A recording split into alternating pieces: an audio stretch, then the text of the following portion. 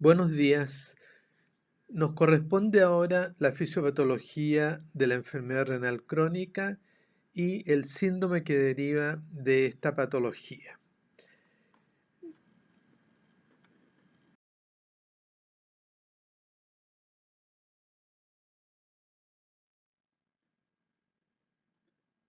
En realidad, la enfermedad renal crónica tiene una fisiopatología muy distinta a lo que ustedes ya vieron en el caso de la insuficiencia renal aguda.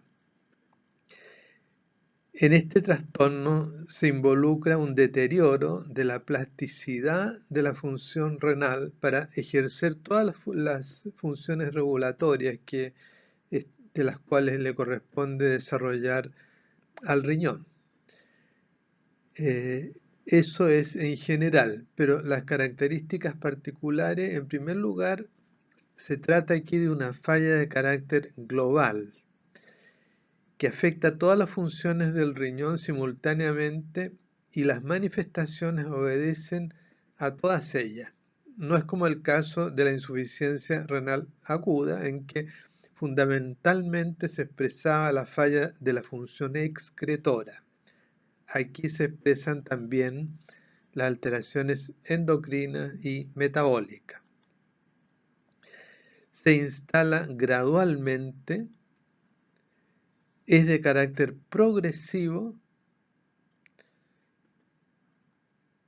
involucra una disminución irreversible de la velocidad de filtración glomerular. Esta es otra gran diferencia con la forma aguda, que se puede revertir. En este caso no ocurre así. Y en etapas avanzadas aparece el síndrome urémico, que es un conjunto de manifestaciones clínicas que obedecen al alza de la azotemia. No significa que sea la urea la que está provocando las manifestaciones, sino que la urea solamente es un marcador de que están ocurriendo muchas otras alteraciones que provocan en conjunto este síndrome. Con respecto a las causas de enfermedad renal crónica, son muy variadas. Pueden ser enfermedades de origen vascular, como estenosis de la arteria renal, procesos trombóticos y también nefroesclerosis, que se produce cuando hay un aumento sostenido de la presión arterial y eso va dañando al riñón, va provocando una pérdida de la masa renal funcionante y conduce a una enfermedad renal crónica. Las glomerulopatías también, como las glomerulopatías primarias por depósito, por ejemplo, de IgA, como la enfermedad de Berger, secundarias a alteraciones como la diabetes mellitus o el lupus eritematoso sistémico. También enfermedades tubulointersticiales, por ejemplo, provocadas por drogas, por metales pesados, también formas congénitas como el riñón poliquístico. La obstrucción del tracto urinario también puede conducir a una lesión irreversible de la masa del parénquima renal. Urolitiasis, por ejemplo. La urolitiasis puede transformarse en un factor de tipo obstructivo del tracto urinario que transmite la presión hidrostática hacia atrás, con lo que cesa la filtración glomerular y se produce una fibrosis porque el túbulo que deja de funcionar también deja de funcionar el glomérulo y esto a la larga va produciendo una muerte de los nefrones que van quedando remanentes.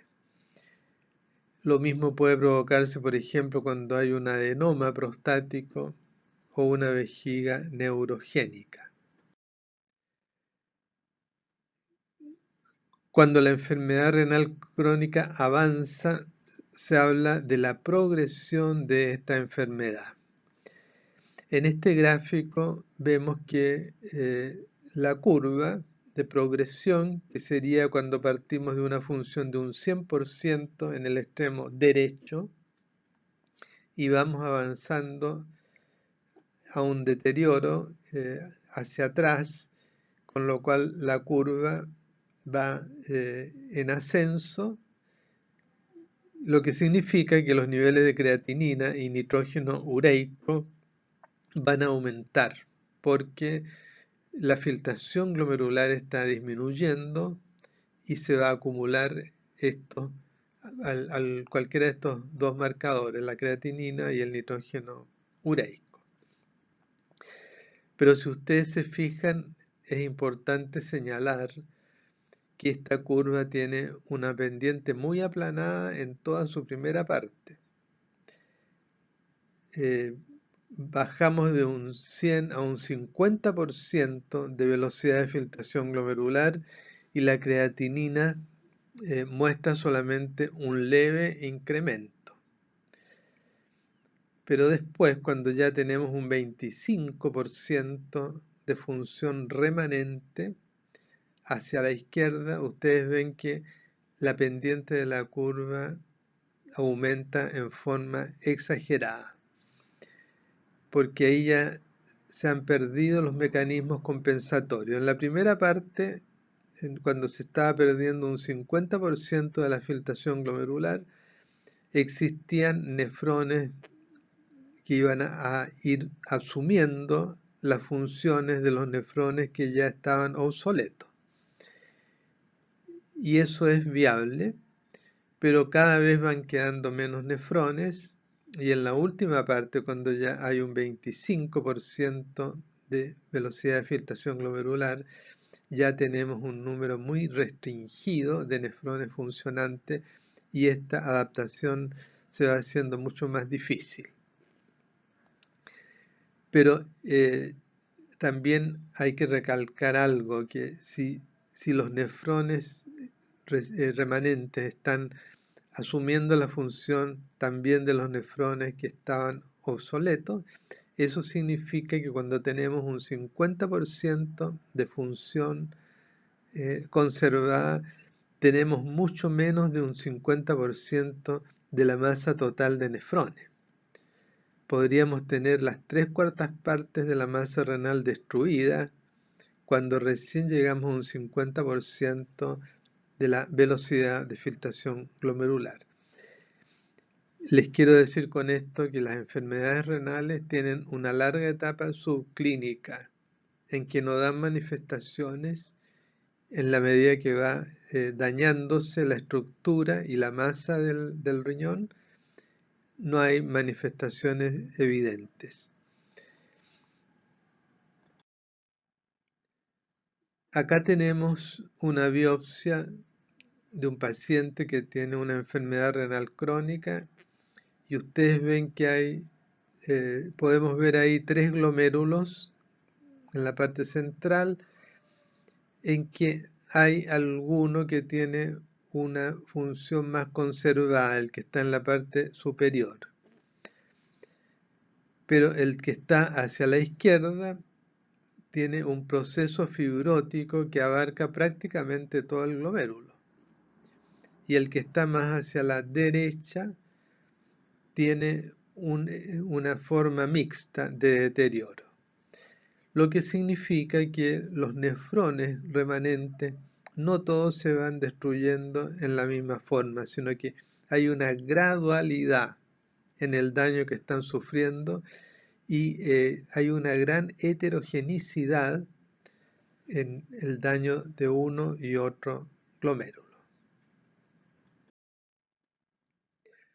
Los factores de riesgo de la enfermedad renal crónica, en primer lugar tenemos la hipertensión arterial, ya que la elevación de la presión ejerce un efecto físico sobre el endotelio, provoca una disfunción endotelial que a la larga va provocando una respuesta que produce un daño y eso se transforma también en una pérdida de masa renal. la proteinuria, puesto que cuando filtra proteína en forma persistente, se genera una reabsorción que va a producir niveles altos de estrés oxidativo en el epitelio del túbulo renal, y eso nos va a acelerar la destrucción, el daño renal.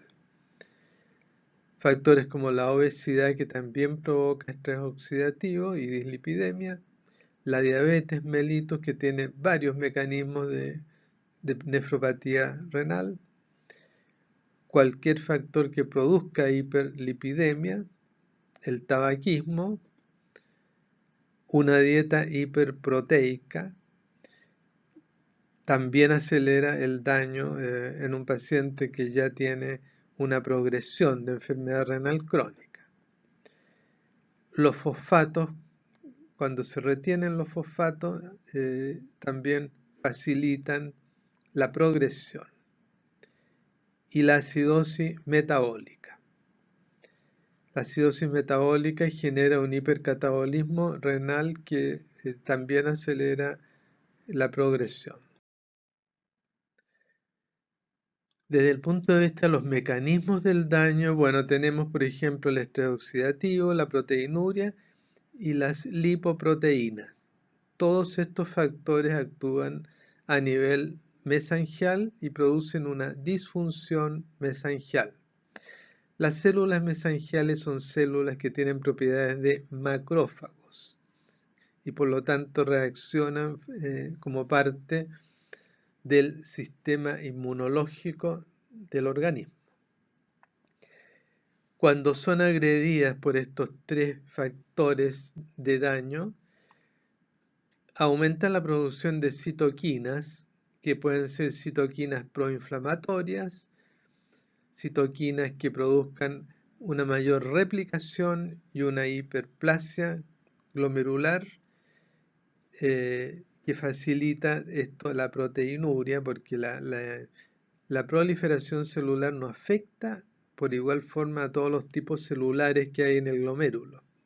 Hay células que se dividen, como son los endotelios y las células mesangiales, pero en cambio las células epiteliales no se dividen. Entonces eso altera la arquitectura de la barrera filtrante y le aumenta la permeabilidad a las proteínas. Entonces todos esos factores conducen a una gloméruloesclerosis, en que el glomérulo se va transformando en una estructura de tejido fibroso, de colágeno.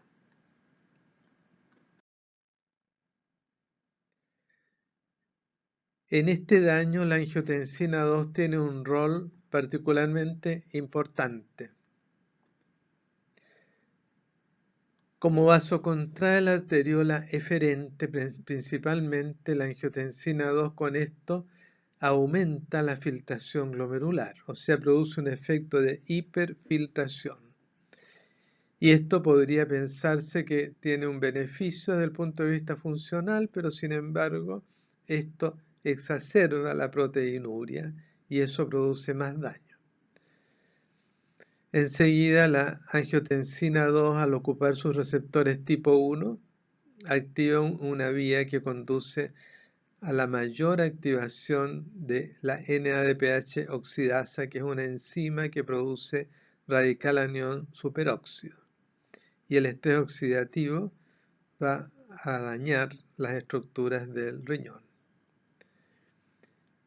También activa la expresión de citoquinas como el factor de necrosis tumoral alfa, transforming growth factor beta. Este factor, TGF-beta, es un factor particularmente fibrogénico que favorece la producción de colágeno. Otros factores de transcripción proinflamatorios como el NF-κB, moléculas de adhesión como ICAM, BICAM y MCP1, que es la proteína que puede activar, ¿no es cierto?, también el daño glomerular, y esta se produce como parte de la activación de la acción de los macrófagos, porque es quimio atrayente de macrófagos. Entonces, con todos estos mecanismos de daño que produce la angiotensina para favorecer la progresión de la enfermedad renal crónica, se puede entender que los inhibidores de la enzima convertidora de angiotensina 1, que son los inhibidores que impiden que se produzca la angiotensina 2, han sido utilizados para atenuar la progresión de la enfermedad renal crónica.